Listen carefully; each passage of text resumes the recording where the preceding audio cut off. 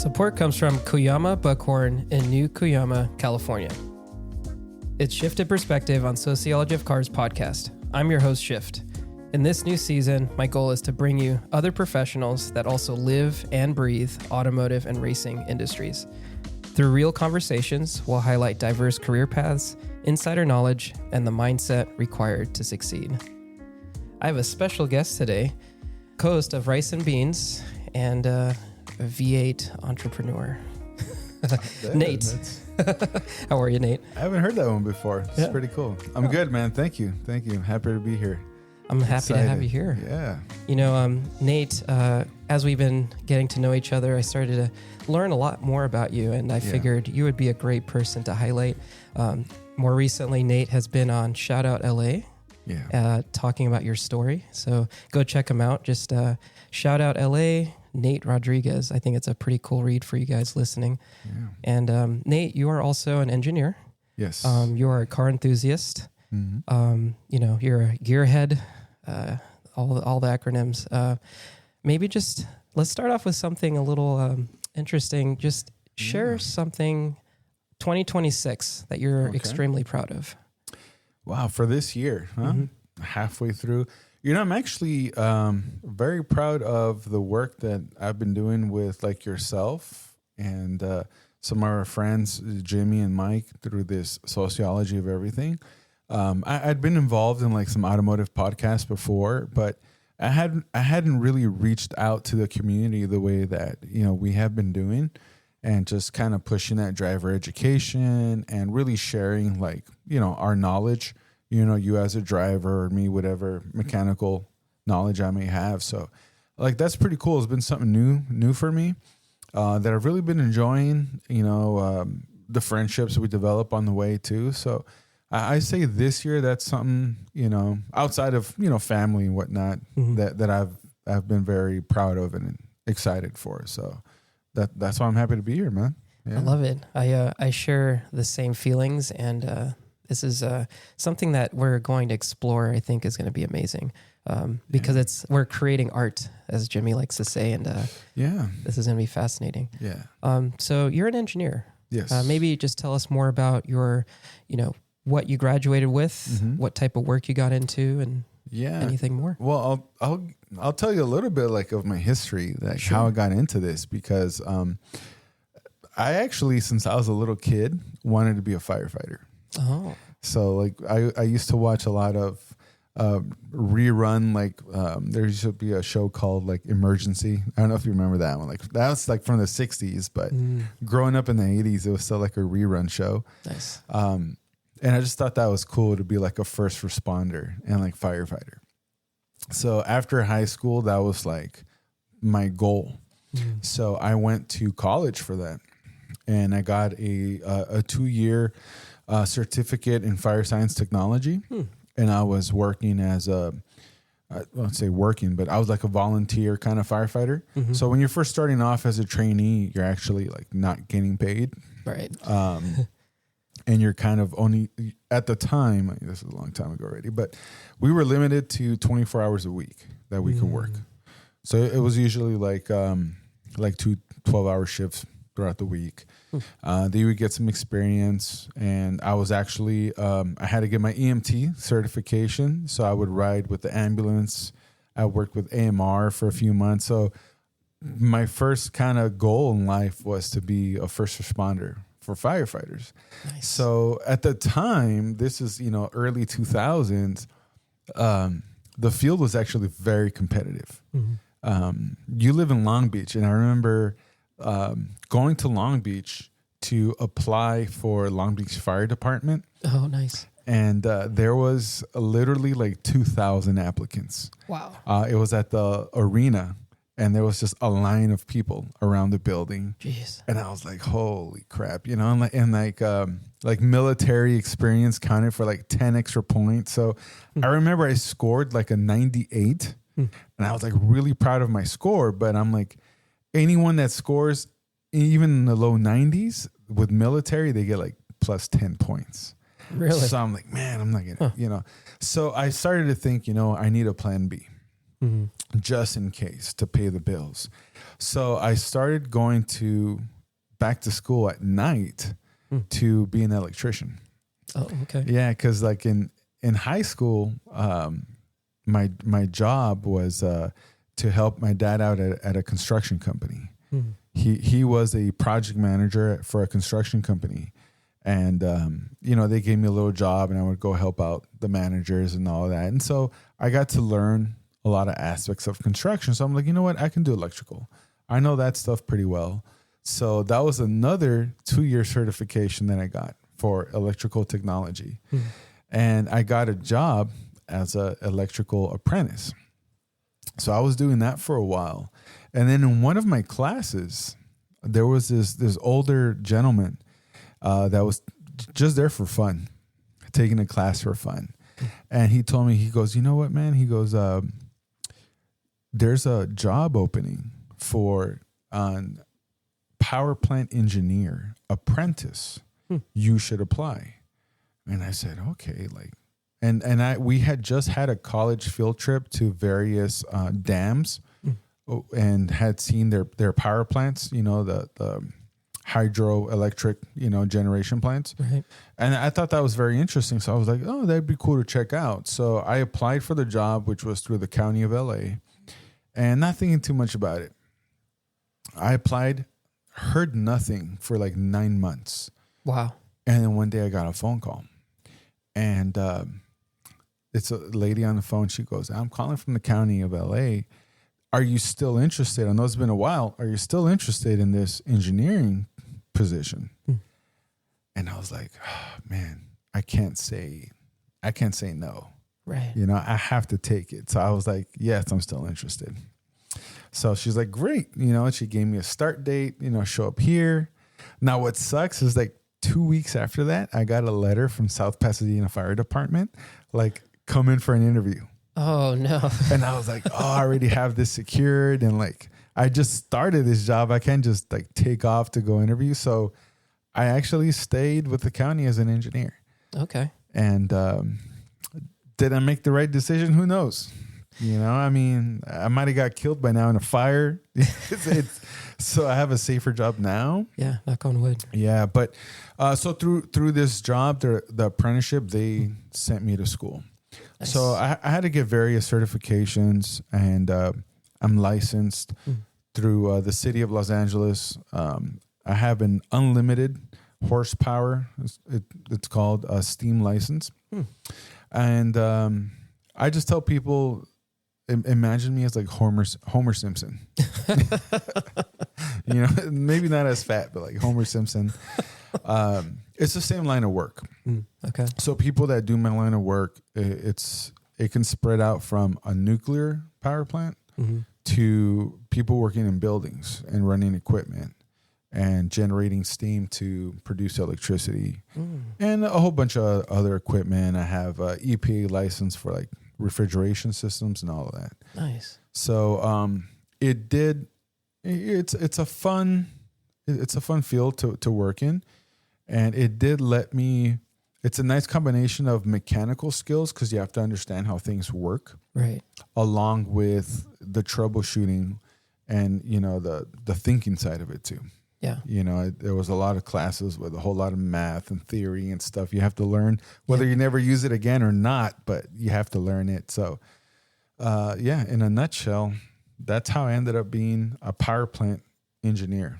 Wow. Yeah. That's fascinating. You know what I took away was that, even you're, for the audience that's listening, you're learning Nate for the first time, but you have this knack to want to help people, right? Yes. Yeah. So obviously going to firefighting was that, but then you also have that interest that gravitated to you towards electrical and then also mechanical. So I found that maybe you kind of encompassed all of that, but then also joining the sociology family. Yeah. You can now help people with the knowledge that you acquired.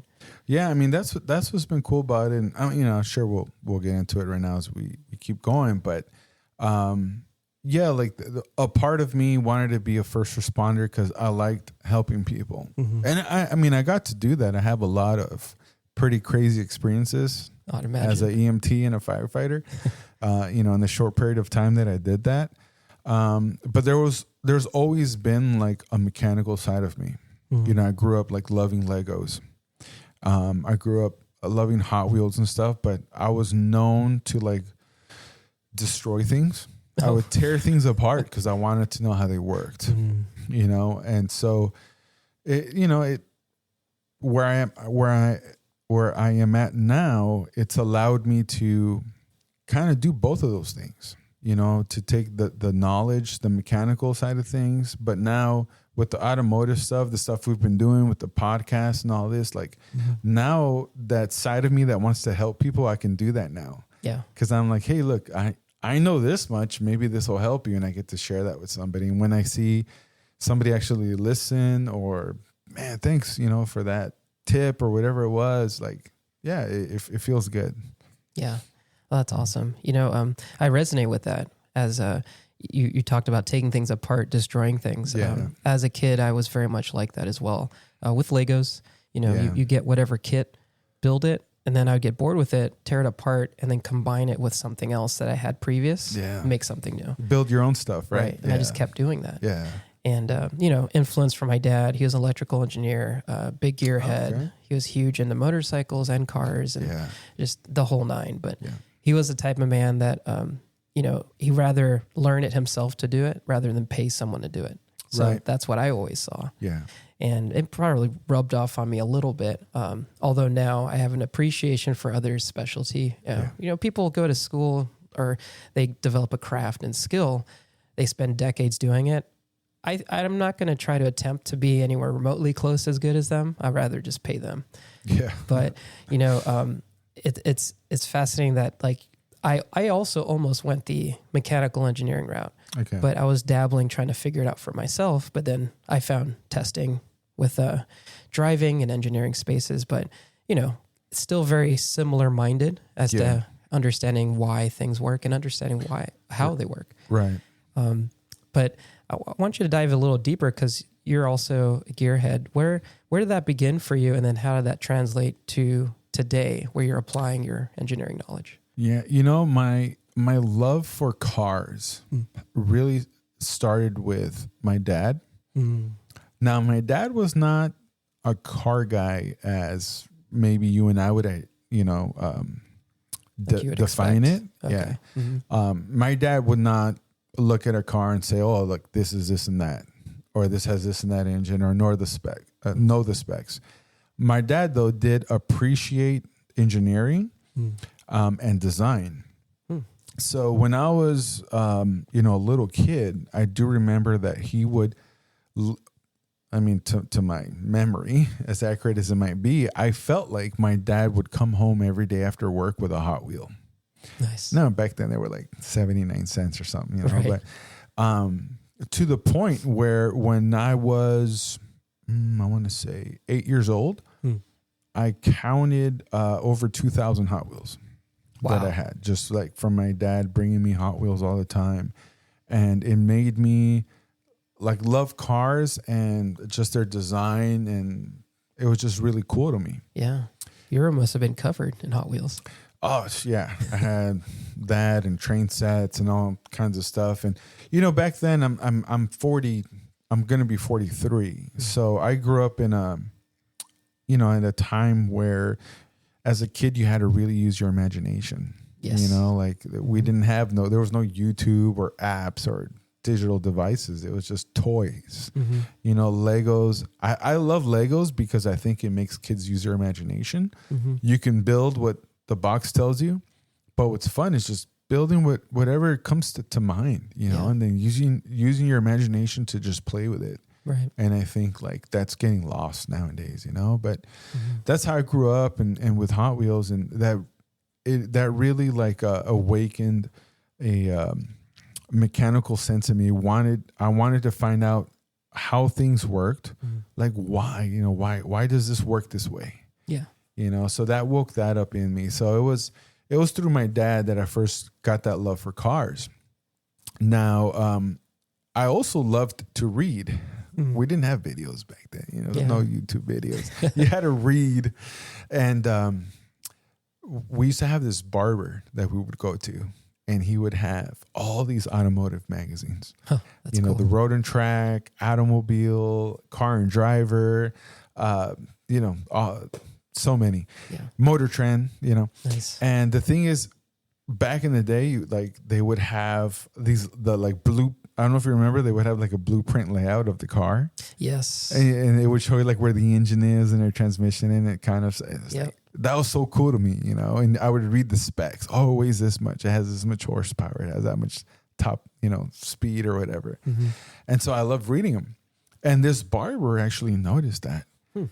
And one day he goes, "Hey man, do you like cars?" I'm like, "Yeah, I think they're cool." He goes, "I got some for you." And he came out with like 2-3 boxes just filled with magazines. Wow. And I spent like that whole summer just reading car magazines.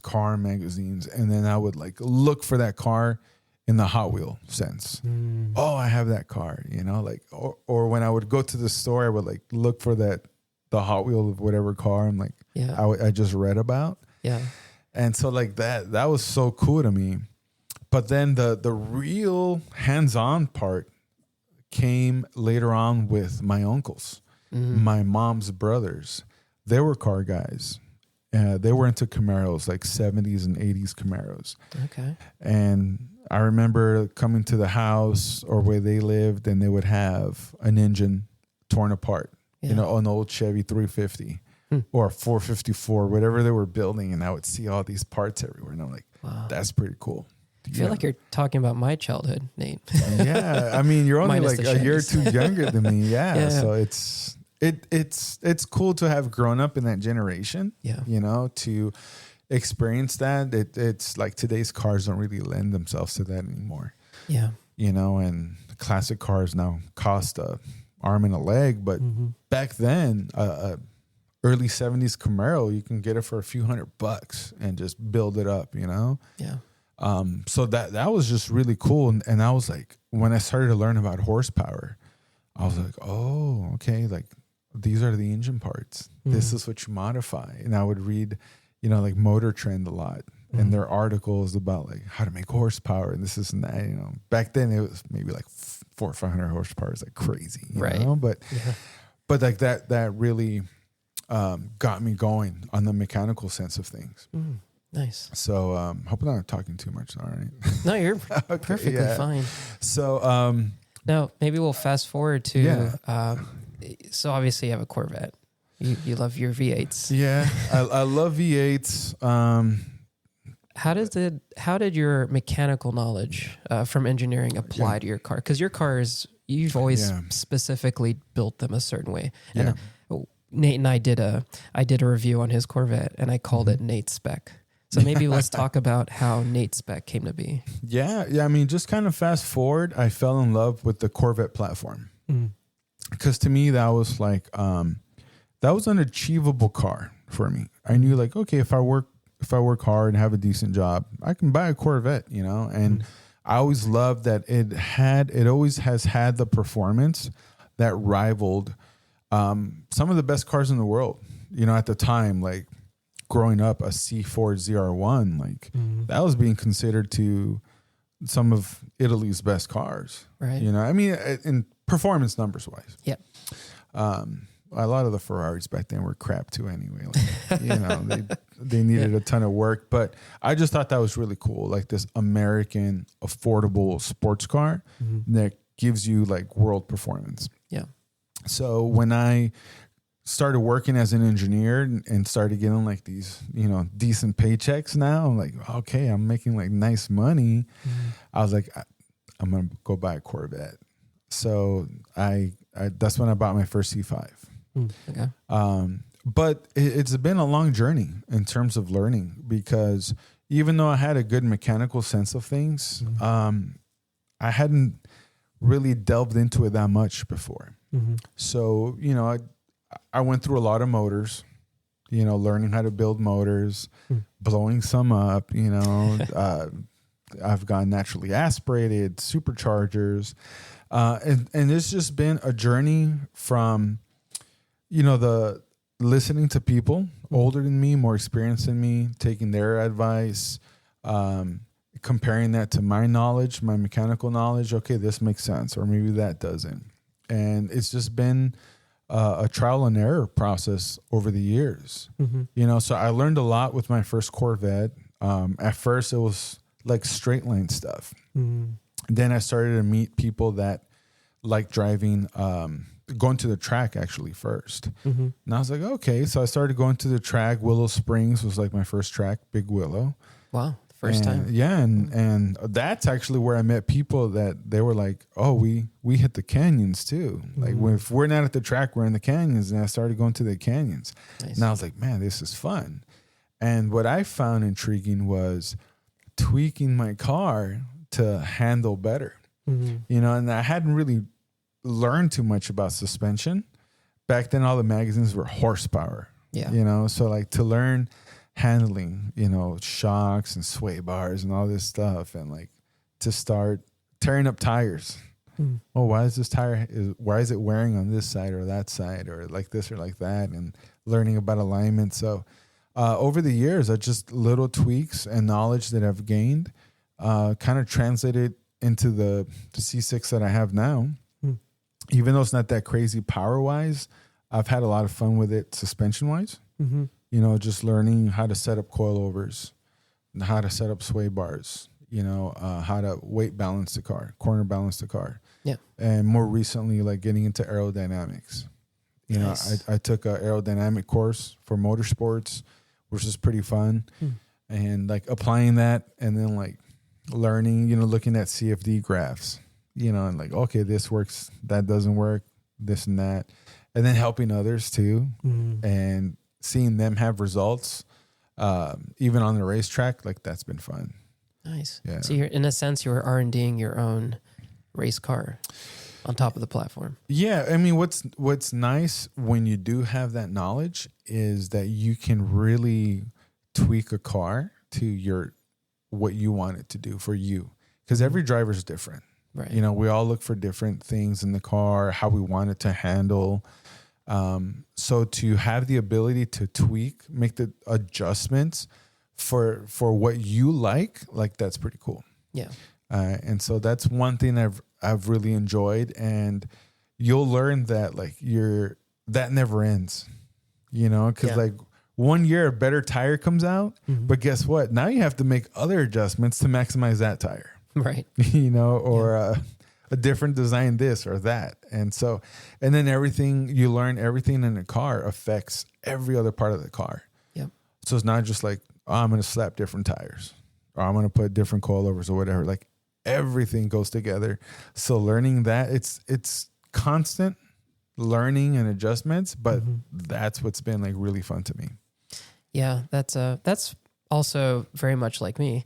That's also what I enjoy the most. And my background from automotive testing, you get to see what the manufacturers are doing, but very much like you, but you're a one-man team with your car, right? Yeah. Versus many different people, many different minds, and they're all applying it to one vehicle, but they're trying to make something that's for the masses, right? So in a sense, they can't mess up. Right. But you're doing your trial and error, so you're not, it's not costing you other than your money. Yeah. I mean, it's, and like now we're seeing like in the automotive world, more cars being developed by engineers that are car guys. Yes. In the past, cars were, even though you had engineers, but they were kind of handcuffed by finances. And so the final word was like by the bean counters. Yeah. Oh, we can afford this or that or whatever.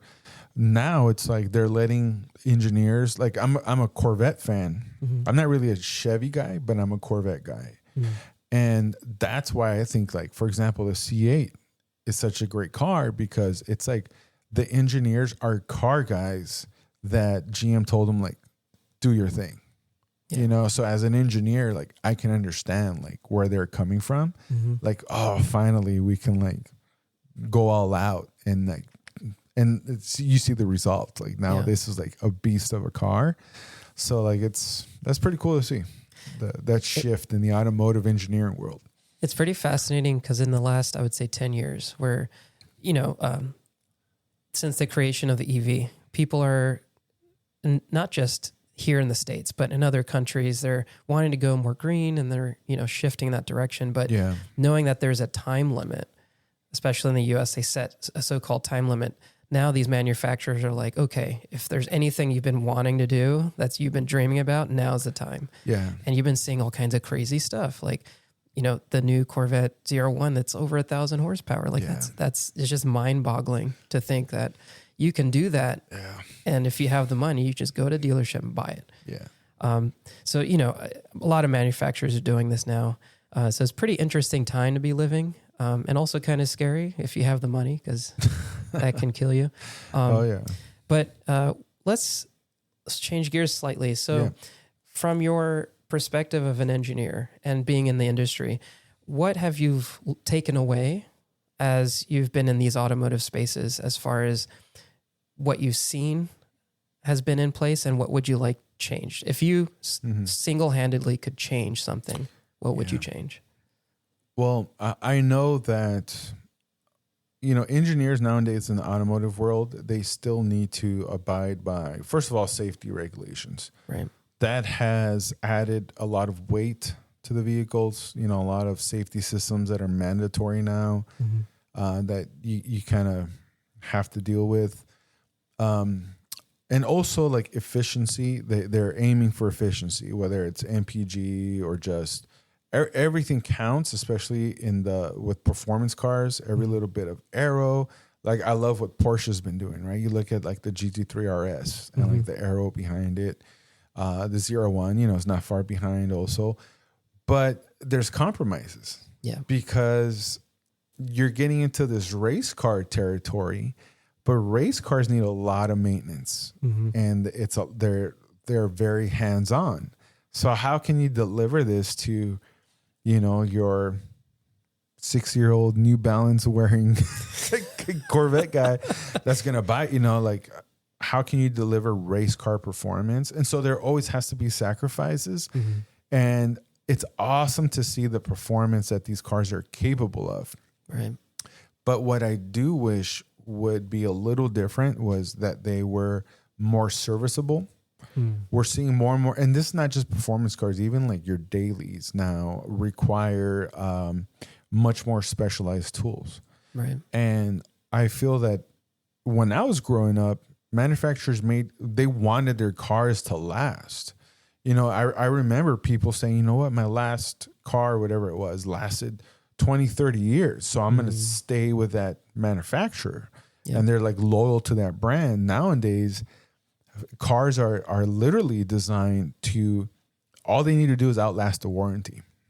Right. Yeah. Most cars are literally not designed to go beyond 5 years. Yeah. And if they go beyond that, it's because the person's really on top of maintenance and they're going to a shop and they're spending money on it. But nowadays, it's just so difficult to work on a car. Yeah. And I wish that was different. I think that would, one, let people do some of their own maintenance and save some money. But even if you use a shop, it would be less labor intensive. Now you need specialized training. I need a Porsche mechanic, or I need an Audi mechanic. I need the Audi tools. I need a computer that, like a scanner that reads that computer, and it's kind of like that on purpose. Yeah. Because one, you're forced to go to that dealership and they have to do the work on the car, or the warranty's over. You're so sick of it, you go buy a new car and they just hope that you just buy a new one. So you see more people leasing, I lease a car a few years, go get the newer one, stuff like that. So it's become like this revolving door of just car ownership versus saying, I bought a car I love and I maintain it and I drive it till the wheels fall off. Like that doesn't really exist anymore. Right. And I think that kind of hurts the overall economy because we're spending more money trying to maintain things, but we also have a throwaway mentality now. Everything's throwaway. The new phone's out, your phone's 2 years old, but it sucks now. Go get the new iPhone. Your car's a 2024. That's old, bro. The new one has this or that, go get it. Yeah. And so that's what I've seen, that I know it's not going to change, but I wish it could. Yeah. Yeah. Definitely.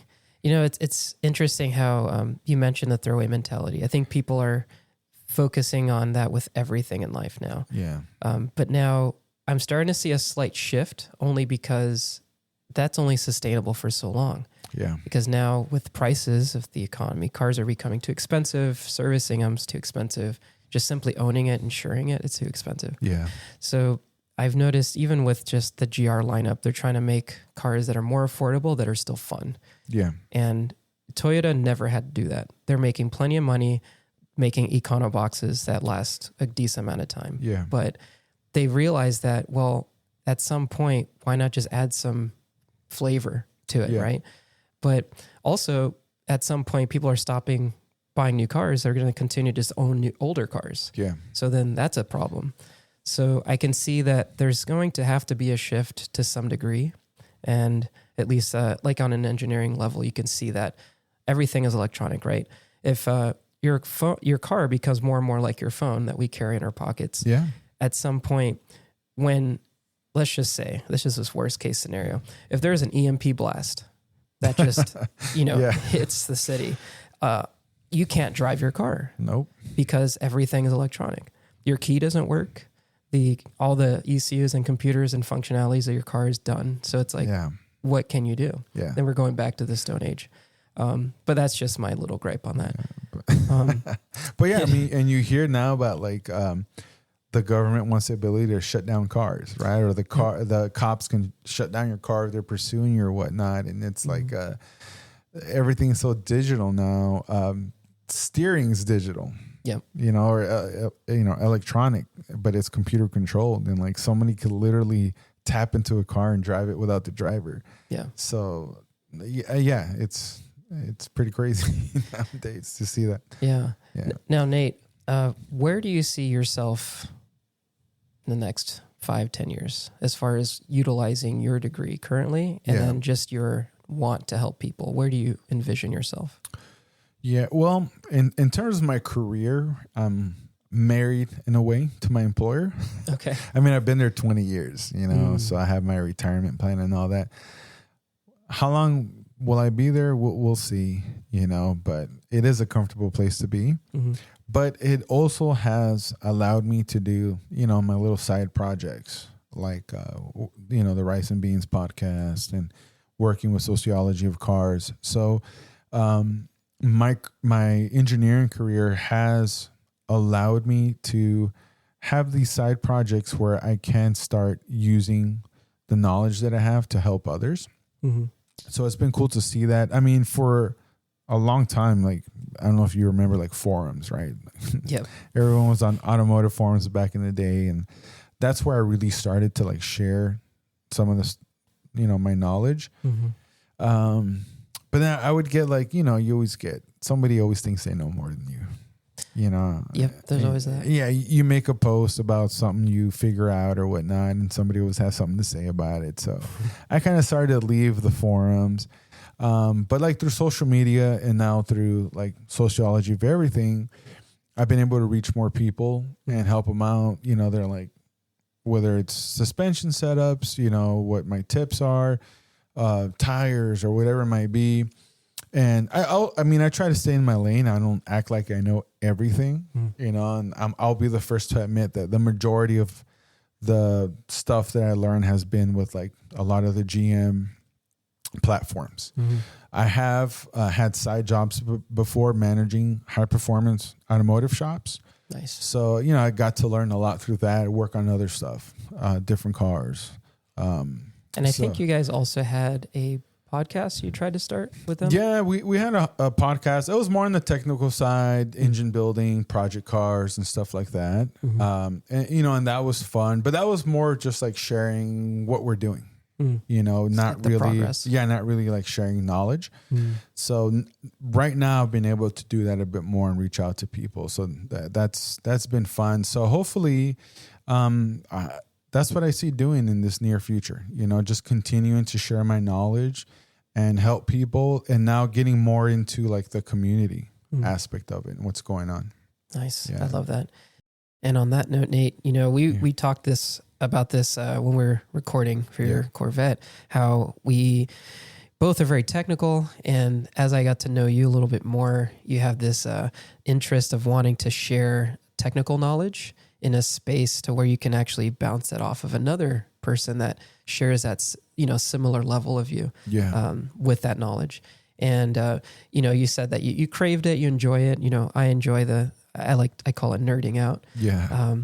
But I found that I've been a source for people after a certain point, and I enjoy talking about it. But after a certain point, like they reach their peak and they're like, okay, I can't absorb anymore. Yeah. So, it would be great if coming together for us to do our own segments of like a tech talk, if you will, where we can dive deeper into these technical topics, whether it's, suspension setups or alignments or, anything very specific to what resonates with the audience today. And I think some things that would be beneficial to the audience today. Yeah. So for you guys listening, that's the next chapter for Nate and I, or the direction we want to go. Yeah. I love those technical episodes and, we get a little more into things. But yeah, that's why I like opening myself to learning from others.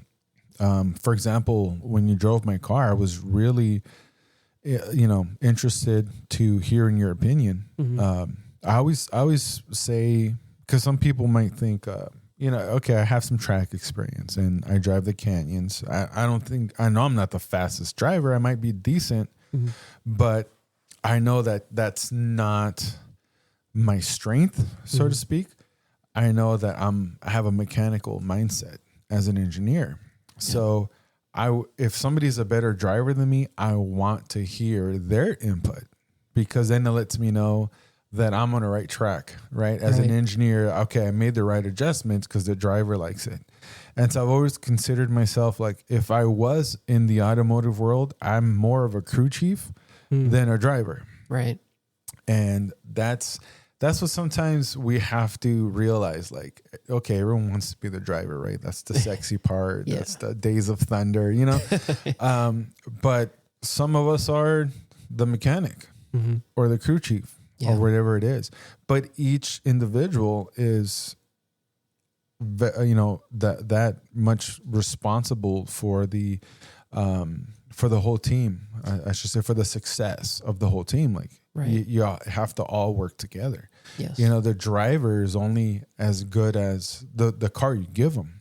Right. And some drivers are exceptional and can push a car beyond, but if a car sucks, like there's only so much you can do as a driver.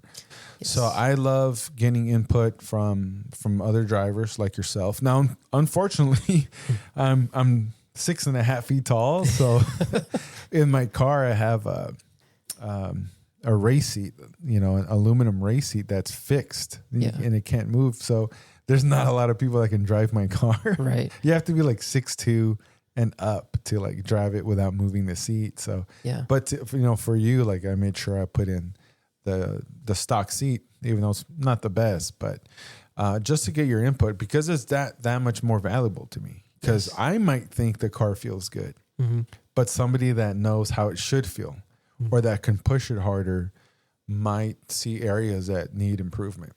Definitely. Yeah. And so like that would be my suggestion to anybody, whether you're someone that's into the driving aspect or into the engineering aspect or setup aspect of a car, like get feedback. Because so many people think, oh, I'm educated in this, you can't tell me nothing. Right. Or like, who are you? Like, your opinion doesn't matter. Like, you can always learn something from somebody, even if you know more than them, in totality.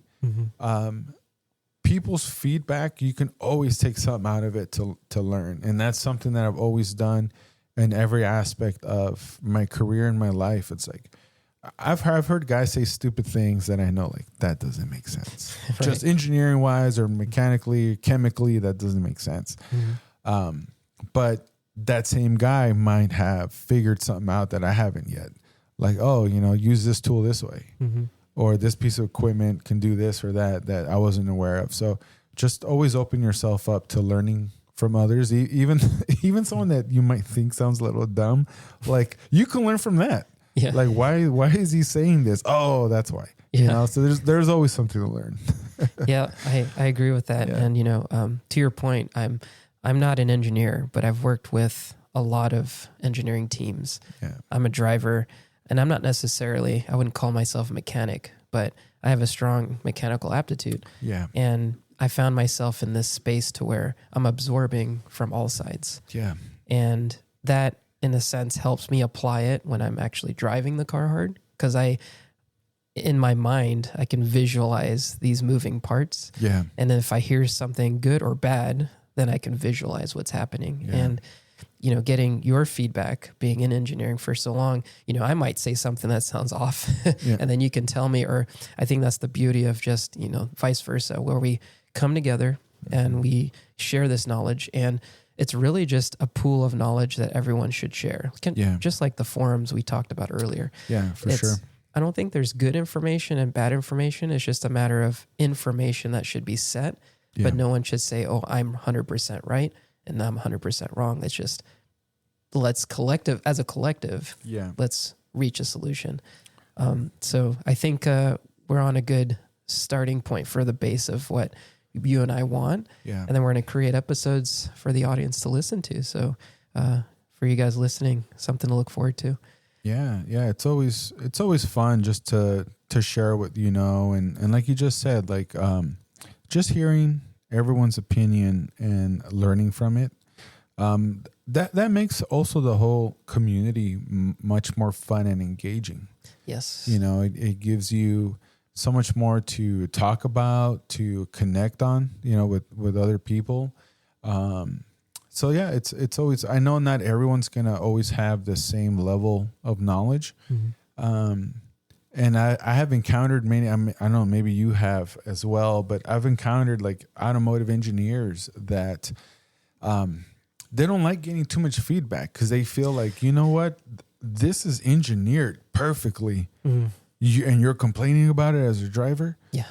And it's like, well, everything has to have compromises, right? Like you can't engineer everything to perfection because the road's not perfect. The racetrack isn't perfect. Right. The environment the car's going to be using is not perfect. So there always has to be some kind of concession. Yeah. And sometimes you'll find engineers that like that's their baby.